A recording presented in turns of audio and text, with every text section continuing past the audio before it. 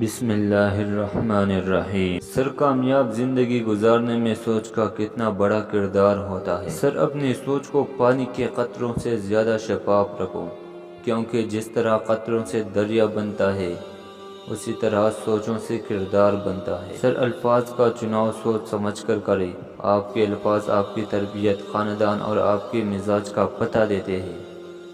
بے لگام الفاظ بے لگام جانور کی مانند ہوتے ہیں۔ سر سوچ سمجھ کر بولا کروں، کیونکہ الفاظ نسلوں کا تعارف کروا دیتے ہیں۔ سر اپنی سوچ بدلے، آپ کی دنیا بدل جائے گی۔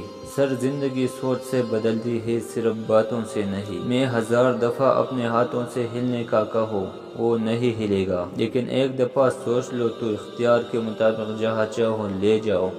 سر تمہاری اصل ہستی تمہاری سوچ ہے، باقی تو صرف ہڈیاں اور خالی گوشت ہے۔ سر جیت اور ہار آپ کی سوچ پر ہے، مان لو تو ہار، ٹان لو تو جیت۔ سر تو پھر ہم کو اپنا سوچ بڑا کرنا چاہیے اور کچھ بڑا کر کے دکھانا چاہیے۔